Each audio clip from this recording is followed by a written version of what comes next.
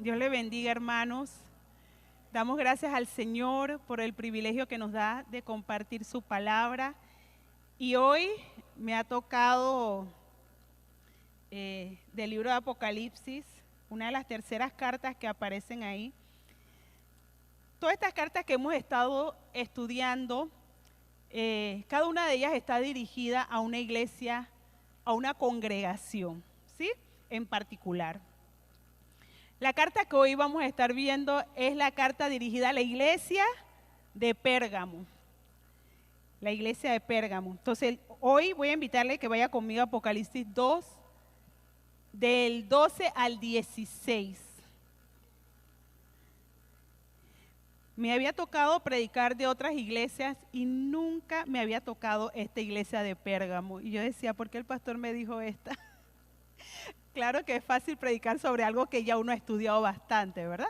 Entonces, aprendí bastante mientras estudiaba este pasaje y orando al Señor, le pido que pueda ser de bendición para cada uno de ustedes y que mientras esté predicando haya claridad, que pueda llevarlo a través del mapa, así como cuando ponemos el Waze, que usted pone el Waze y el Waze, bueno, el Waze cuando no lo desvía, ¿sí?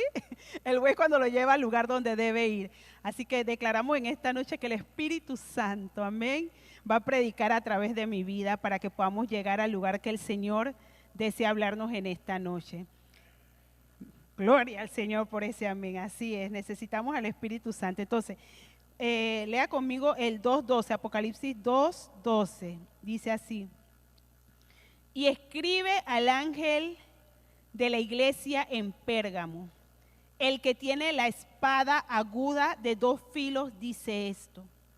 Yo conozco tus obras y dónde moras, donde está el trono de Satanás, pero retienes mi nombre y no has negado mi fe, ni aun en los días en que Antipas, mi testigo fiel, fue muerto entre vosotros, donde mora Satanás. Pero tengo unas pocas cosas contra ti, que tienes ahí a los que retienen la doctrina de Balaam, que enseñaba a Balac a poner tropiezo ante los hijos de Israel, a comer de cosas sacrificadas a los ídolos y a cometer fornicación. Versículo 15. Y también tienes a los que retienen la doctrina de los nicolaitas, la que yo aborrezco. Por tanto, arrepiéntete, pues si no, vendré a ti pronto y pelearé contra ellos con la espada de mi boca. Versículo 17. El que tiene oído, oiga lo que el Espíritu dice a las iglesias. Al que venciere, daré a comer del maná escondido y le daré una piedrecita blanca. Y en la piedrecita escrito un nombre nuevo, el cual ninguno conoce, sino aquel que lo recibe. Amén. Aquel que lo recibe. Amén. Voy a ir desglosando cada uno de los versículos, ¿sí? Versículo 12. Empieza y dice, y escribe al ángel de la iglesia en Pérgamo. Como los otros pastores ya han explicado, esta carta, igual que las otras, es enviada al líder principal o al pastor de la iglesia. ¿Quién le escribe al pastor de la iglesia? Jesús. Jesús le escribe al pastor de la iglesia. Cada una de estas cartas nosotros vemos que él se presenta de una forma diferente. Cuando el pastor Jaime predicó, él predicó sobre la iglesia de Éfeso, ¿sí? Y Jesús se presenta, el que tiene las 7 estrellas en su diestra, el que anda en medio de los 7 candeleros de oro. Así se presentó en Éfeso. Cuando el pastor Rafael predicó sobre la iglesia de Esmirna. Y Jesús ahí se presenta el primero y el postrero, el que estuvo muerto y vivió. Hoy, a la iglesia de Pérgamo, él se presenta de esta forma: el que tiene la espada aguda de 2 filos. Y yo decía, ¿qué es la espada aguda de 2 filos? En la boca de Jesús. Y bueno, ahí nos pusimos a investigar como cuando nos toca predicar. Dice que Él es el que tiene la espada aguda de 2 filos, dice esto. Vamos a dejarlo hasta ahí. ¿Qué pasa?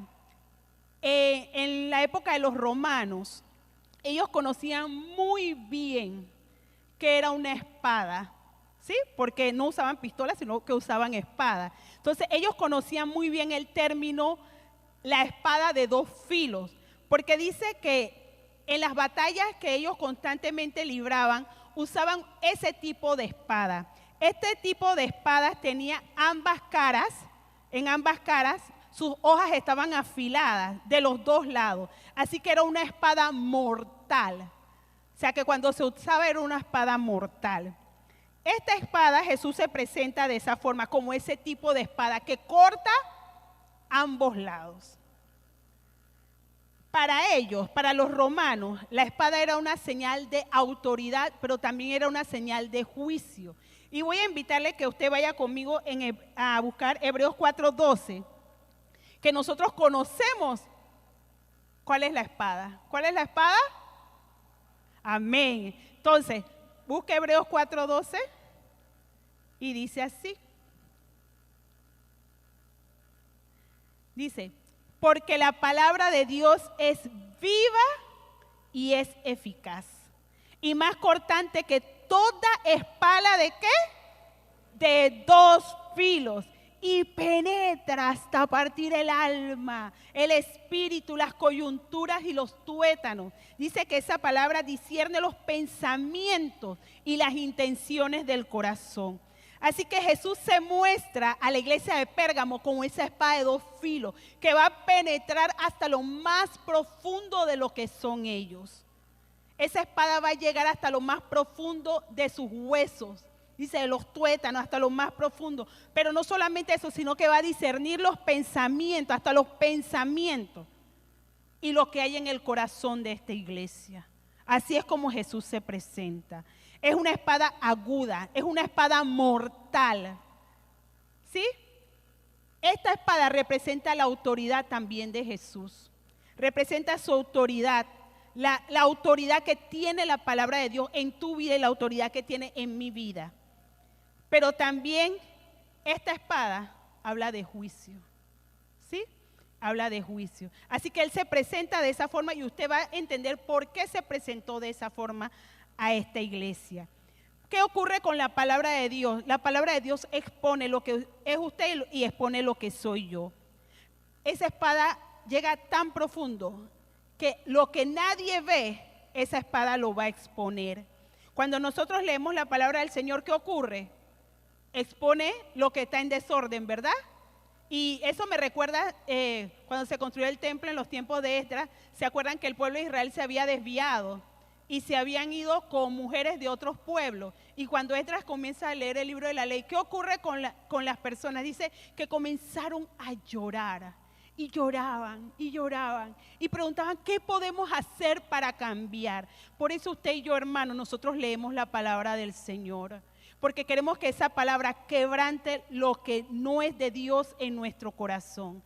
Y voy a la dinámica que tenemos en la iglesia. Por eso nosotros, Centro Misionero Cristiano, disfrutamos de una dinámica, ¿verdad? Estamos leyendo hoy, ¿quién me dice? 2 de Corintios estamos leyendo hoy, amén. Entonces por eso nosotros, porque esa palabra penetra lo más profundo de nuestro ser. El Señor quiere penetrar en lo más profundo de tu ser y de mi ser para crear ese cambio que Él está esperando en nuestras vidas. Después llegamos al versículo 13. Después que Él se presenta como una espada, llega al versículo 13 y dice, yo conozco tus obras. Y no solamente conozco tus obras, yo conozco tus obras y dónde moras, donde está el trono de Satanás. Comienza diciéndole en el versículo 13, yo conozco tus obras. Aquí el Señor le dice a la iglesia de Pérgamo que Él conoce todo de ellos, todo, hasta lo más profundo. El Señor también nos conoce a nosotros. Él sabe todo lo que hicimos desde la mañanita hasta ahorita en la noche. Él sabe lo que hicimos ayer, Él sabe lo que hicimos antes de ayer. Y quiero sustentar ese pasaje con el Salmo 139. Busca conmigo Salmo 139 del 1 al 4. Salmo 139 es un salmo del rey David. Este salmo nos habla de la omnipresencia de Dios, pero también de la omnisciencia. Que Dios todo lo sabe y Él está en todas partes también. Él todo lo sabe. Dice, oh Jehová, tú me has examinado y conocido. Tú has conocido mi sentarme y mi levantarme.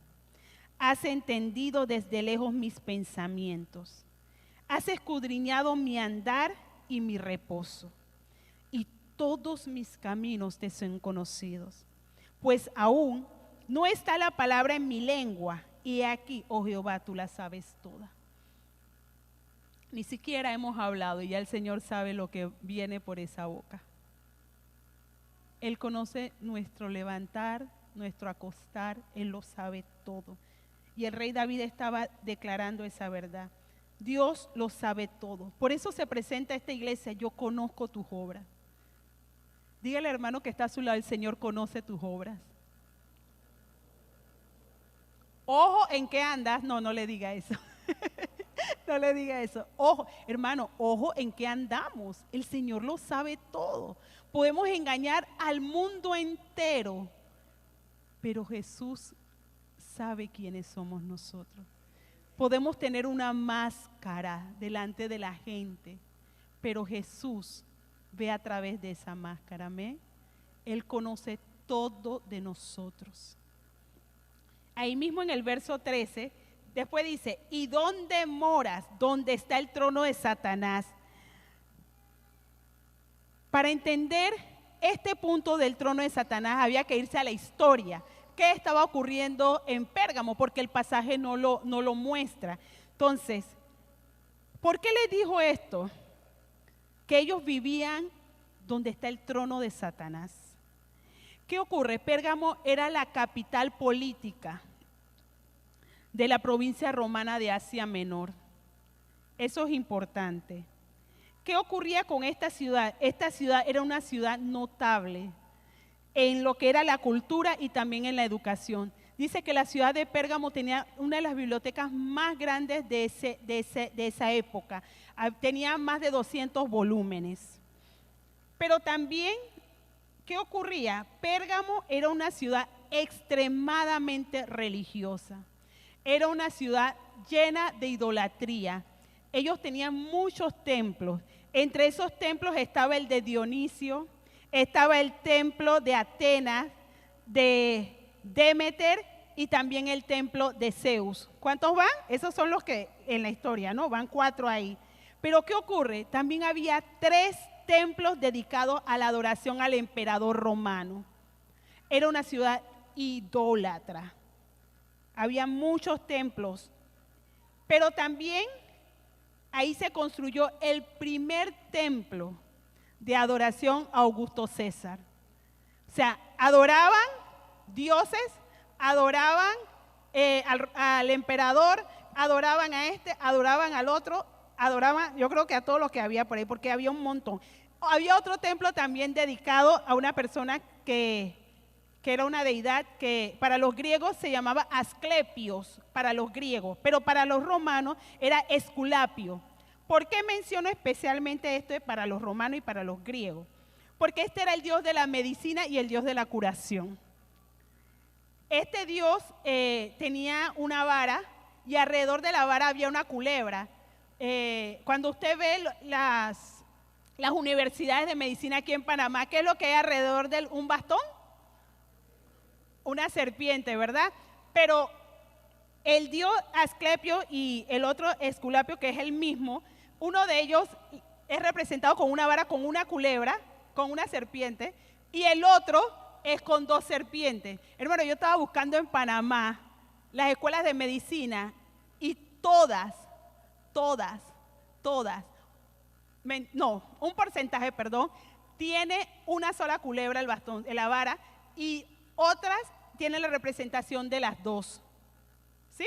Si usted busca en internet, en Google, usted lo va a ver. Entonces yo decía, mire desde cuándo, desde dónde, y la adoración a eso llegó hasta nuestros tiempos. Entonces, ellos tenían ahí mismo en este templo, había una universidad de medicina. Una universidad de medicina, ok. En ese mismo templo. Entonces, debido a que eran tan famosos estos dioses, las personas iban allá y dice que ellos dormían en ese lugar. Y mientras dormían, estaban las serpientes moviéndose y cada vez que no eran venenosas, cada vez que una serpiente picaba a alguien, esa persona creía que era el toque de un dios. Hermanos, ¿qué es eso? Que era el toque de un dios. Cuánta idolatría, ¿verdad? Por eso algunos creen que arrodillarse y arrastrarse hasta usted sabe dónde y quemarse con velas, usted sabe dónde, es porque su Dios lo va a tocar. Hermano, dele gracias al Señor que nosotros no estamos ciegos, amén. Gracias al Señor que somos libres, no tenemos esa venda en los ojos, no tenemos esa venda. Así que por eso el Señor le dice, moras en medio de todas estas deidades, de toda esta idolatría, en medio del trono de Satanás. Pero en el versículo 13 dice ahí mismo, pero retienes mi nombre, amén, y no has negado mi fe, ni aún en los días en que Antipas, mi testigo fiel, fue muerto entre vosotros, donde mora Satanás. Hermano, en medio del pecado, en medio de la maldad, en medio de la corrupción, en medio de la idolatría, en medio de la persecución que ellos estaban viviendo, de las autoridades romanas, en medio de todo eso, ocurrió algo. Uno de los miembros de su iglesia, Antipas, que nada más aparece su nombre aquí, ¿qué ocurrió con él? Lo mataron. Lo mataron. Pero a pesar de todo eso, dice que la iglesia de Pérgamo se mantuvo firme, se mantuvo fiel al Señor. Ellos fueron leales y no renunciaron a su fe. No renunciaron a su fe. Hermanos, tal vez usted esté pasando por muchas situaciones difíciles y usted no ve por dónde. Pero hoy el Señor quiere invitarte a que te mantengas firme. Mantente firme. Mantente firme en medio de la tribulación, en medio de la enfermedad, en medio de la angustia. Mantente firme. Aunque el mundo diga que este camino no vale la pena, usted manténgase firme. Manténgase firme. Usted está en el mejor lugar. En el mejor lugar es este. Manténgase firme. Nuestro Dios es fiel. A mí me encantan todas las alabanzas que tengan que ver con fidelidad. Todas. Yo creo que me he aprendido casi todas.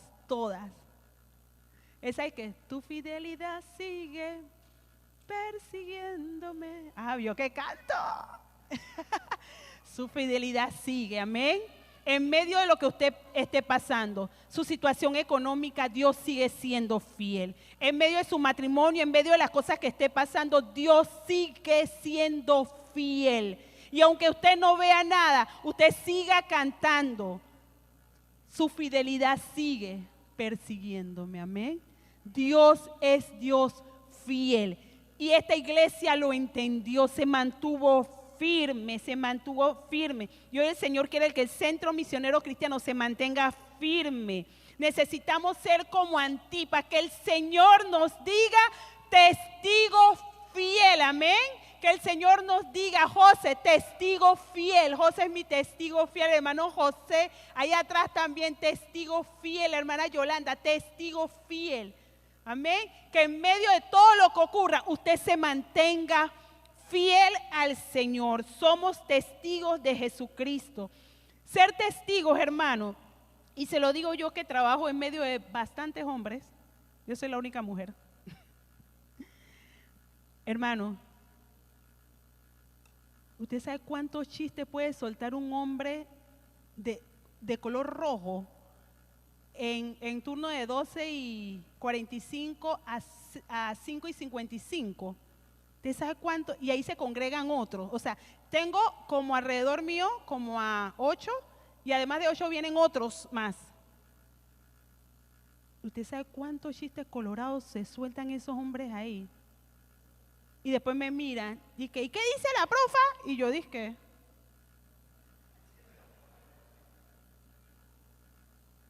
no entendió lo que dijimos. Y yo dije,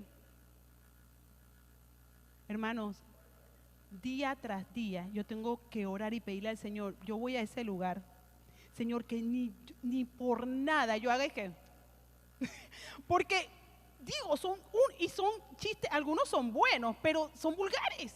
Bueno en el sentido que dan risa, pero al final son vulgares. Eso sonó como feo. Hermano, perdón. Usted me entendió, ¿verdad? Entonces, yo tengo que mantenerme firme en mi forma de hablar, en mi forma de conducirme. Mantenerme firme al Señor es como yo reacciono y cómo me relaciono con la gente. Todo eso habla de Jesús. Habla de ser testigos de Cristo. Aún en mi forma de vestir. Mi forma de vestir tiene que hablar de Jesús. Ahora está muy de moda los top. Los top, ¿sí? Nosotros como cristianos tenemos que dar el ejemplo aún en nuestra forma de vestir. Esa es la diferencia. Y que nosotros no somos iguales a las personas de este mundo, hermanos. Yo no puedo estar peleando con la gente por ahí. Y tampoco puedo estar en la murmuración. Hermano, eso es una murmuradera. Y todo el mundo quiere contarme. Y me venía a la mente, por favor, no hables mal de no sé quién. No hables mal. O sea, una cosa seria. Y yo sé que muchos de ustedes lo pasan en sus trabajos. La gente habla mal de todo el mundo. ¿Sí o no? Hermano, usted no puede hablar mal de su jefe. Tenga cuidado con su boca. Señor, ayúdame a controlar mi lengua. Sí. Hermano, yo nunca, bueno, es que tengo tiempo que no trabajaba en un lugar secular. Pero, chuleta, mucha gente habla mal de otro. A mí me da tanta tristeza eso. Y yo lo único que le pido al Señor que yo no caiga en eso. Que Dios me ayude. Hablan mal de este, del otro, hasta de los amigos. Y después se están riendo con los amigos. Hermano, usted no caiga en eso. El Señor está llamando a hombres y mujeres que sean su testigo. Que cuando nuestra forma de hablar refleje a que hay un Cristo vivo en nuestro corazón. Versículo 14 dice, pero tengo unas pocas cosas contra ti. Ellos fueron fieles, pero el Señor ahora le dice, pero tengo unas pocas cosas contra ti. Estamos en Apocalipsis 2:14. Dice, que tienes ahí a los que retienen la doctrina de Balaam, que enseñaba a Balac a poner tropiezo ante los hijos de Israel, a comer de cosas sacrificadas a los ídolos y a cometer fornicación. Y también tienes a los que retienen la doctrina de los nicolaitas, la que yo aborrezco. Imagínense que el Señor termina diciendo así. ¿Quién era Balaam? Balaam era un adivino. Nosotros hace unos meses leímos Números y leímos sobre la historia de Balaam. Eso aparece en Números 24, no lo vamos a buscar. Solamente voy a decir específicamente algunas cosas de él. Balaam es el tipo de personas que va en contra de todo lo que venga de Dios. ¿Usted conoce algún tipo de persona así? Que va en contra de todo lo que venga de Dios. Hace unas semanas estaban hablando del diezmo. Y hay mucha gente que se dedica a eso, hermano. Y yo dije, yo no voy a perder mi saliva con algunas personas. Entonces, hay muchas personas que van y hablan mal de los hombres de Dios y hablan mal de las mujeres de Dios y se dedican a eso. Entonces, Balaam es ese tipo de persona. En Números 22:32, para los que anotan, dice el Señor, con terquedad te me opones. Esa fue la parte de cuando el burro le habló a Balaam. El Señor le habló, con terquedad te me opones. Balaam representa ese tipo de personas que se oponen. Eso es lo que estaba ocurriendo en la iglesia de Pérgamo. Había personas que iban en contra de lo que estaba establecido en la palabra del Señor. Perdón. ¿Qué ocurrió? Muchas veces impulsado por el rey Balac, Balaam intentó maldecir al pueblo de Israel. ¿Pero qué ocurrió? Al final terminó ¿qué? Bendiciendo al pueblo de Israel, porque Dios no se lo permitió. Pero ¿qué pasa? Por el dinero, dice que él cambió de parecer y se acercó a los israelitas, ¿cómo? Con otros fines. Ya no podía maldecirlo porque el Señor no se los permitió. Pero ¿qué ocurrió? Balaam hizo que el pueblo de Israel se desviara. ¿Qué comenzó a hacer? Comenzó a darles consejos. Ojo con a quien usted escucha, ojo con sus oídos, cuídese de esos consejos. Entonces dice que comenzó a aconsejar. En Números 31:16 vemos cuando, ¿qué pasa? Que por consejo de Balaam, el pueblo de Israel comenzó a pecar y comenzó a relacionarse con las mujeres moabitas. En el 31 usted va a ver una batalla que ocurrió a raíz de eso, que el Señor mandó para limpiar al pueblo de Israel. Entonces, en el 31:16, Él los comenzó a impulsar, comenzó a incitarlos para que tuvieran intimidad con mujeres que no eran del pueblo de Dios. Eso es lo que hace Balaam. Oye, dale, si ella se ve bien, oye, dale, aunque no sea cristiana, vale la pena, se ve bien. Dale, muchacho, menos quedarte solo. Esos eran los tipos de consejos de Balaam. Estos son los modernos, ¿no? Entonces, Balaam comenzó a incitar y el pueblo de Israel quedó con estas mujeres. ¿Y qué pasó, hermanos? Aunque usted crea que estar con personas que no son cristianas no le va a hacer daño, pregúntele a la iglesia de Pérgamo y pregúntele a los israelitas. Estas mujeres los llevaron a la idolatría, a estos hombres. Comenzaron a adorar los dioses de esos pueblos, a los dioses de esas mujeres. Entonces comenzaron a vivir una vida inmoral. Miren lo que estaba ocurriendo en la iglesia. Dice que era la doctrina de Balaam. Ellos comenzaron a ser influenciados por lo que estaba ocurriendo afuera. O sea, que lo de Dios a un lado y comenzaron a relacionarse con todo lo que estaba ocurriendo afuera, con la idolatría, con la inmoralidad sexual. Entonces, eso estaba en medio de la iglesia. Eso estaba ocurriendo en medio de la iglesia. Entonces, por eso el Señor le dice, las cosas que tenía contra ellos, porque retienen la doctrina, eran parte de la iglesia. Entonces el Señor comienza a reclamarles eso. El problema de inmoralidad sexual, hermano, te aleja a ti, me aleja a mí del Señor. Y también nos aleja de sus planes y de sus propósitos eternos. También aquellos que apartan a los creyentes también serán culpados. Esas personas que incitan a otros a hacer lo malo, que en vez de dar buenos consejos y decir no te conviene esto, no te conviene lo otro, aquellos que son permisivos con el pecado, el Señor va a darle con su espada de dos filos.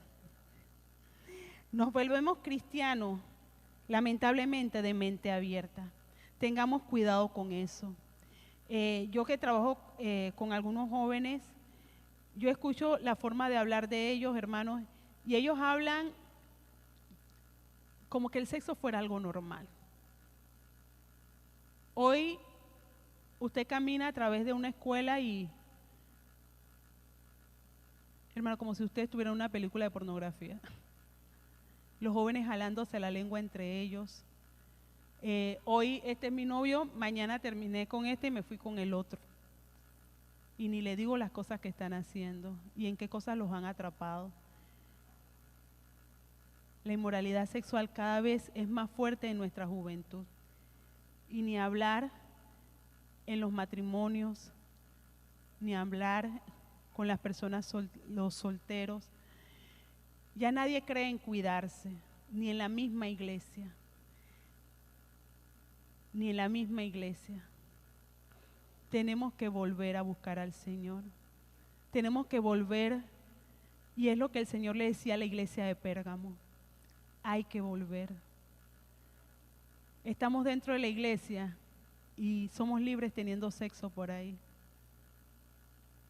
Queremos subirnos a los altares, queremos predicar en las calles sin temor al Señor.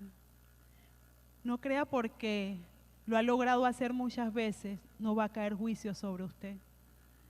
No crea porque ha logrado engañar a su esposo o engañar a su esposa, va a salir librado de esto. El Señor no jamás va a aplaudir la inmoralidad sexual. Y por eso se presentó de esa forma a la iglesia de Pérgamo, porque era necesario desarraigar muchas cosas de esa iglesia.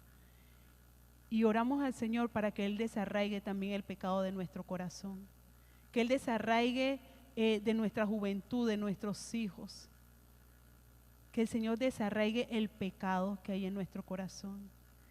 El Señor todavía espera de nosotros que seamos fieles a nuestras parejas. El Señor todavía espera mujeres y hombres que se guarden para Él. Amén. Y es nuestro trabajo, aquellos que son padres, háblele a sus hijos. Háblele a sus hijos porque son tiempos difíciles. El que no tiene novio y no tiene novia, hermano, no está en nada. Y entre ellos los jóvenes se burlan. Creo que tal vez he visto un 10% o menos de muchachos tranquilos. Y me imagino que los que viajan en metro han visto de todo, ¿verdad? Hoy bajaba del metro y habían dos hermanos así, ¿ve? Contra la barandita, porque no había ni pared, así, ¿ve? Y estaban abrazados y un profesor venía a mi lado y me dice, yo dije, wow. Y me dice el profesor, dije, ay no, profa, déjelos porque tienen frío. Y yo los miré y yo dije, en serio, es una persona muy desordenada. Porque dice, ya nosotros no podemos con estos muchachos. No se puede, hermano, no se puede. Tenemos que orar por estas generaciones que se están levantando. Amén. Amén. Entonces, ¿quiénes eran los nicolaitas? Dice que era una doctrina que estaba también dentro de la iglesia. Ellos también llevaron al pueblo, a la iglesia de Pérgamo, a la inmoralidad y también los impulsaron a la idolatría. Pero ¿qué pasó con esto? Ellos usaban falsas enseñanzas, ellos eran falsos maestros. O sea, usaron la predicación, hermano, para incitar al pecado. Por eso el Señor dice, los aborrezco, porque usaron la palabra, tergiversaron la palabra, para que las personas se fueran a la inmoralidad sexual y se fueran a la adoración a ídolos, perdón. Lamentablemente, en algunas iglesias, yo declaro en el Centro Misionero Cristiano, no será jamás así. Comenzaron a presentar una nueva forma de cristianismo. Una nueva forma de cristianismo, que según ellos era mejorada y moderna. ¿Esto les suena a algo? Mejorada y moderna. Tengamos cuidado con nuestro nuevo cristianismo, amén. Tengamos cuidado lo que estamos enseñando. La Biblia dice esto, pero bueno, yo creo que no tiene nada de malo apoyar a los homosexuales, me explico, o sea, no tiene nada de malo a la comunidad, no tiene nada de malo porque, o sea, esa es la vida de ellos, es su cuerpo y ellos tienen derecho a hacer con él lo que ellos quieran. Hermano, ¿usted sabe dónde yo escuché esto que acabo de decir? De jovencitas de aquí del Centro Misionero Cristiano. Y no de una ni de dos, como de 4. Esos son nuestros adolescentes que se están levantando. Por eso es necesario que usted en su casa tenga sus devocionales familiares. El hogar es la primera iglesia. Es el lugar donde sus hijos van a saber y van a entender. Pero lamentablemente a veces nosotros no somos ejemplo para esa generación. Esa generación nos necesita. esa generación le urge padres y madres que sean mentores, que les presten atención. Yo veo día tras día los jóvenes, hermano, que el pantalón roto. La otra iba a coserle un pantalón en estos días a un niño. Hermano, los pantalones rotos, los zapatos rotos. O sea, yo digo, ¿dónde están los papás de estos muchachos? La verdad es que la mayoría de ellos se están criando solos, para que usted sepa. Que la generación de nuestra iglesia, nuestra generación, usted que es papá, mamá, que nuestras generaciones no se críen sin papá ni sin una mamá. Amén. Y si usted es madre soltera o padre soltero, usted dé lo mejor de usted. Y mientras esté el Señor, Él va a suplir todo lo que necesita ese joven. Amén. Así que yo le animo a que usted ore con ellos. ¿Qué ocurre? Este tipo de ideas destruye la sana doctrina. Este tipo de ideas liberales, que era lo que tenía que ver con los nicolaitas, destruye la sana doctrina. Usted puede pensar en muchas cosas que tal vez se han dado a nuestro alrededor. Tengamos cuidado. Todavía la palabra de Dios sigue siendo viva y sigue siendo eficaz. La palabra de Dios no ha quedado en el pasado. Esa palabra se aplica para nuestros tiempos. Nosotros no tenemos que inventar nada. Ya eso está todo en la palabra. Amén.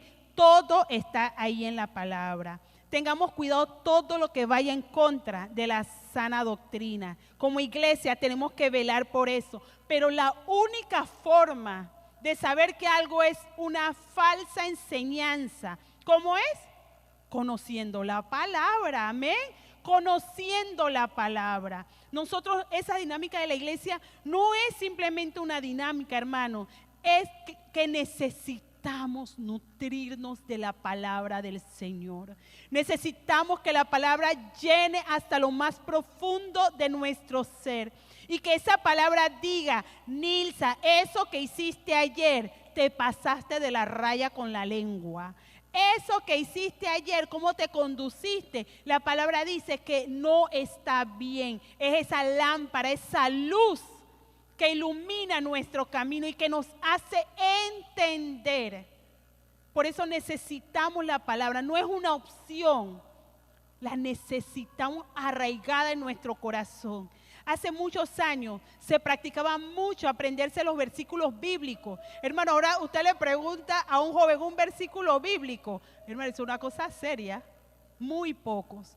¿Por qué estoy mencionando esto? Y menciono a los jóvenes porque he estado muy cerca de ellos. Necesitamos volver. Necesitamos cambios en nuestra vida. Necesitamos cambio. Necesitamos cambio. Dígale al que está al lado, necesitas un cambio. Necesitas un cambio, amén. Necesitas un cambio. Necesitamos un cambio. Porque el Señor no tolerará el pecado dentro de la iglesia. No lo va a tolerar. Tendrá consecuencias. No lo tolerará. Amén. Versículo 16, ya casi termino. Por tanto, arrepiéntete, pues si no, vendré a ti pronto y pelearé contra ellos con la espada de mi boca. El que tiene oído, oiga lo que el Espíritu dice a las iglesias. Amén. El Señor le dice a la iglesia de Pérgamo, arrepiéntete. Arrepiéntete. ¿De qué tenían que arrepentirse? De la vida inmoral, ¿sí? Que estaban teniendo, pero también tenían que arrepentirse de la idolatría y de las prácticas que tenían dentro de la iglesia. Tenían que arrepentirse. Y yo me preguntaba, ¿qué prácticas? Yo necesito arrepentirme. ¿De qué prácticas? Y yo quiero que usted se haga esa misma pregunta. ¿Qué prácticas yo he estado teniendo en este tiempo en mi vida que el Señor hoy me dice que tengo que arrepentirme de eso? ¿Cuáles son esas prácticas que el Señor hoy te dice que tienes que arrepentirte? Para la iglesia de Pérgamo era la inmoralidad sexual, era la idolatría. Tal vez para nosotros no sea la inmoralidad sexual, tal vez no sea la idolatría. ¿Qué será? ¿Qué será que estamos practicando? Que hoy el Señor dice, hoy tienes que arrepentirte. ¿A qué le hemos entregado nuestra vida, nuestro tiempo y nos hemos olvidado del Señor? ¿Qué cosas hemos adorado más que adorado a nuestro Dios? ¿Qué pasó con Balaam? Quería plata, el dinero era lo más importante. Por eso la palabra dice, el principio de todos los males, ¿cuál es? El amor al dinero. Y lamentablemente en nuestra nación hay mucho amor al dinero, ¿sí? Hay mucho amor al dinero. Por eso nosotros vemos tanta criminalidad en la calle. Es por el amor, ¿a qué? Al dinero. Nuestras generaciones se están perdiendo por el amor al dinero. Muchos están muriendo por el amor al dinero. Otros están muriendo porque aman tanto a su pareja que no toleran estar sin ellos. Eso es una forma de idolatría. Así que, ¿qué vino el hombre? Mató a la esposa. Y después se ahorcó. Eso lo mencioné hace unas semanas que pasó aquí en Panamá. Y estamos viendo como más casos. O la mujer mató al hombre o el hombre mató a la mujer. Adorar. Cualquier cosa que adoramos más que a Dios. ¿Qué es lo más importante en nuestra vida? ¿Qué cosa ocupa el primer lugar en nuestra vida? ¿Qué cosa está ocupando ese primer lugar? Respóndetelo tú mismo. ¿Qué cosas? El Señor hoy quiere que nos arrepintamos. No podemos vivir una vida sin Dios. Eso es imposible. No podemos seguir sirviendo a nuestros propios intereses, lo que yo quiero, lo que yo necesito. No podemos seguir así. El Señor hoy quiere que usted y yo rindamos totalmente nuestra vida a sus pies, amén. Que podamos rendirnos a su voluntad en nuestra vida. Pero ¿qué ocurre si no te arrepientes? Si no te arrepientes, ¿qué ocurre? Vamos a ser juzgados igual que la iglesia de Pérgamo. Seremos juzgados igual que ellos. Y el Señor va a venir con su espada de 2 filos. Esa espada en su boca. Va a venir con esa espada en su boca y vamos a ser juzgados. Y después dice, si tienes oído, ¿quiénes tienen oído? Es necesario que atiendas a lo que el Señor te está diciendo esta noche. Hoy el Espíritu Santo te está hablando.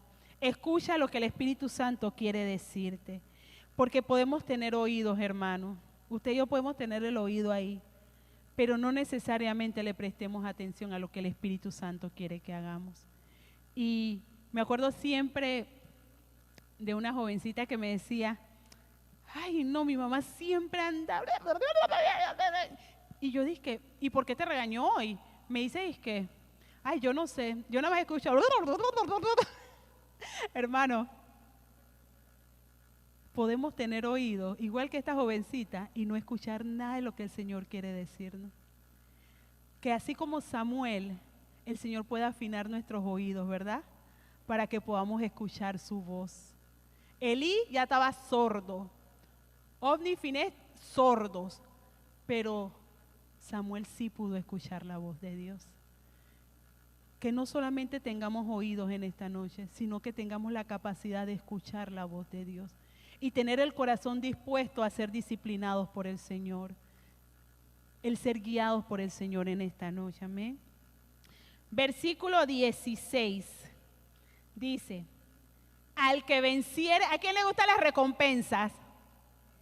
Ay no, hermanos, como 2 o 3. ¿A quién le gustan los regalos? Pues, amén.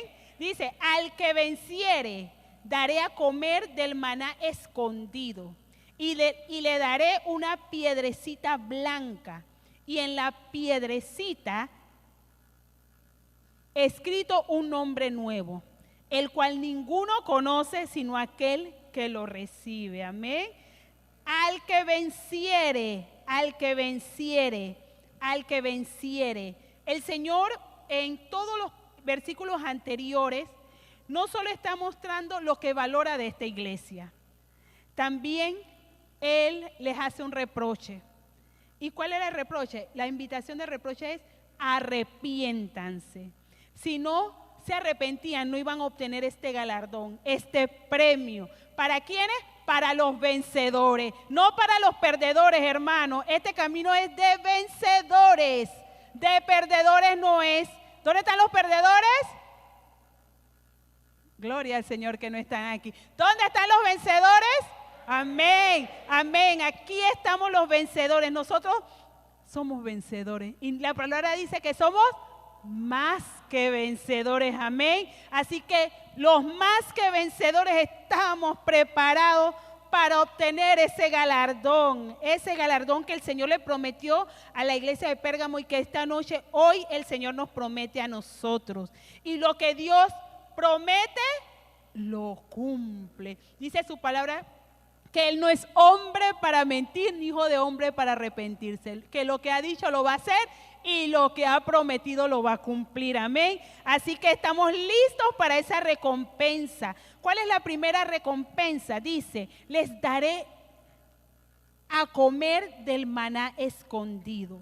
Cuando pensaba en maná me fui para Éxodo 16, que no lo vamos a leer, que nos habla del maná. También leímos Éxodo en la iglesia, amén. Cuando Israel tuvo hambre, el Señor que les dio los alimentó con maná. Y dice el pasaje que el que venciere, Él le va a dar este tipo de alimento. Ese alimento que le dio al pueblo de Israel en ese entonces, lo recibiremos nosotros. ¿Qué pasa con este alimento? Este alimento era un alimento sobrenatural.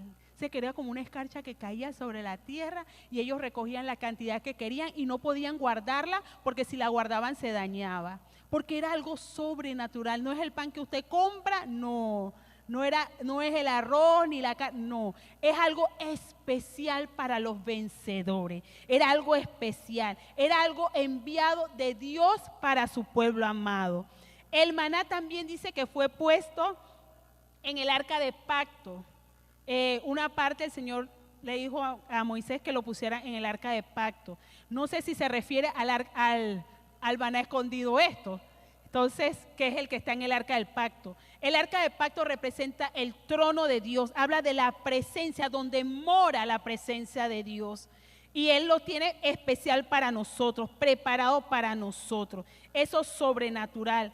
Entonces, ese maná escondido dice que fue un memorial de cómo Dios sustentó a su pueblo de manera sobrenatural. Asimismo, el Señor nos va a sustentar.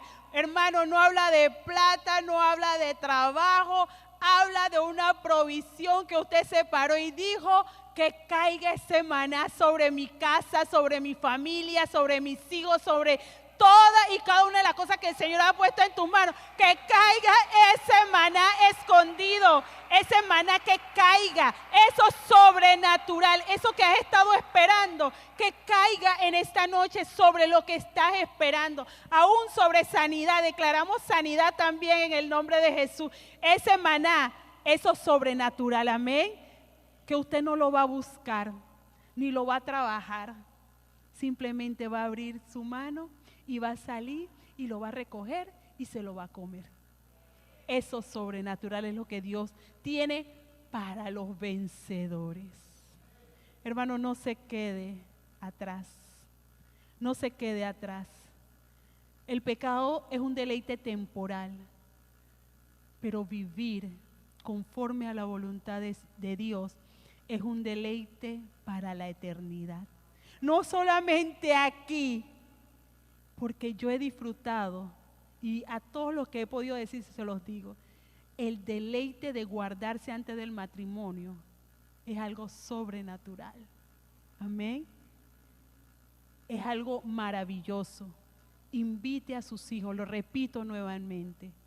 Qué rico esperar y orarle al Señor, y de todas maneras estabas con miedo de casarte con ese negro, y tenías miedo, pero después dijiste, voy a buscar consejo, y me fui donde los pastores, y yo dije, donde la pastora me diga no es no. Así estaba yo, hermano, con el deseo de hacer la voluntad de Dios. Pero ahora usted le dice a un joven, eso no es de Dios, y ese joven dice que yo creo que tienes que orar un poco más, porque claro que al final nosotros tomamos la decisión, pero nuestros pastores son los que Dios los usa para bendecirnos. Y después otra vez, en otro momento les cuento el testimonio de todo lo que hizo la pastora.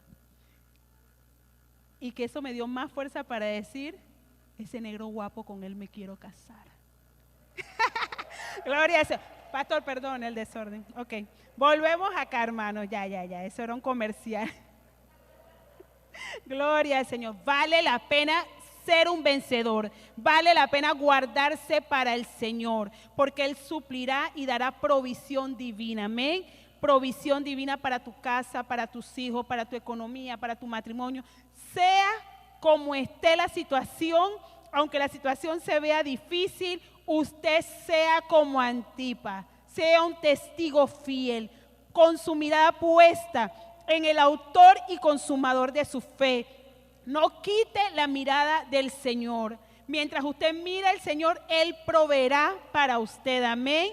Porque Dios suplirá todo lo que nos falte. La segunda recompensa no solamente era maná, hermanos. También dice que le daría una piedrecita blanca. Y en la piedrecita iba a estar escrito un nombre nuevo, el cual dice, nadie conoce, nada más el que lo da. ¿Quién? El Señor, el que lo recibe. Y me puse a averiguar qué ocurría en la antigüedad con las piedrecitas. Y varios autores mencionan eso. Dice que eran usados como un contrato y también las piedrecitas eran para sellar un pacto, se intercambiaban las piedrecitas. También dice que era un boleto para ir a un banquete. Cuando usted recibía la piedrecita, usted podía enseñarlo y le daban la oportunidad de entrar a un banquete. Esto lo dicen algunos autores, hermanos. Acuérdense que eso no está escrito en la Biblia, estos son comentarios, ¿sí? También dice que lo utilizaban como salvoconductos en esa época. Entonces, cuando estaban en guerra, eso les permitía poder pasar de una región a otra. También era utilizado esa piedrecita en esa época para los Juegos Olímpicos, para los Juegos, públicos. Y dice que a los ganadores se le entregaba esa piedrecita con su nombre y esa piedrecita permitía que la sociedad, la nación, los mantuviera a ellos para toda la vida. Hermano, yo me ponía a pensar, yo dije, Señor, esa será la piedrecita. Para toda la vida tú me vas a mantener. Y eso es lo que dice la palabra, amén. Que Él supliría todo. No dice algunas cosas, sino todo. Entonces, dice que al final también de un juicio, que esta es la parte interesante también, dice que si eras culpable en el juicio, recibías una piedra negra. Pero si eras inocente, recibías una piedra blanca. Amén. Esto nos habla de que aquellos que decidieron mantenerse firmes, hermanos, fieles al Señor, estarán listos para recibir esa piedrecita. Nosotros seremos absueltos, seremos hallados inocentes, seremos justificados por Cristo. Amén. Porque nos guardamos, decidimos mantenernos como Antipas, como un testigo fiel. Decidimos no al pecado y sí a Jesucristo. Y nosotros recibiremos esa piedrecita que dirá, Yolanda, lista para entrar al cielo. Amén. Coge tu piedrecita. Amén. Que sea así, hermano. Que ninguno de nosotros nos toque una piedra negra, menos eso. Amén. Menos eso, que usted sepa que habrá recompensa, no solamente provisión, sino habrá una recompensa. Habrá esa recompensa que tendrá ese nombre nuevo, no un nombre dado por tu mamá, no el nombre dado por tu papá, sino es un nombre nuevo que recibirá la persona que el Señor le va a entregar la piedrecita. Tiene que ser algo sobrenatural, porque todo lo que viene de nuestro Dios, ¿qué es? Sobrenatural, que nuestra mente no lo puede analizar. Así que prepárese para lo que el Señor quiere hacer. El Señor sabe todo de nosotros. El Señor te conoce, el Señor me conoce a mí. Él sabe todo, nuestro despertar, nuestro andar. Él lo sabe todo, todo. Él sabe los momentos difíciles que has enfrentado. Sabe las tentaciones que has enfrentado y has dicho no al pecado y sí Y sí es Jesucristo. Él conoce los tiempos difíciles y desfavorables que has vivido. Y el Señor hoy te dice, mantente firme. Pero también el Señor quiere librarnos, quitar de nosotros el pecado y limpiarnos de toda maldad. Porque Dios es un Dios santo y Él no comulga con el pecado. Tuvimos casi un mes o más el pastor hablándonos del pecado, ¿verdad? Y nuestro corazón no puede ser indiferente a la predicación. Nuestro corazón tiene que estar abierto a la voz de Dios y a lo que Dios quiere hacer con nosotros. Amén. El Señor está invitando a arrepentirse en esta noche. Amén. Porque habrá recompensa para los vencedores. Voy a invitar a todos los vencedores que se pongan sobre sus pies, porque vale la pena este camino. Que hoy se levanten testigos fieles, pero también que se levanten vencedores.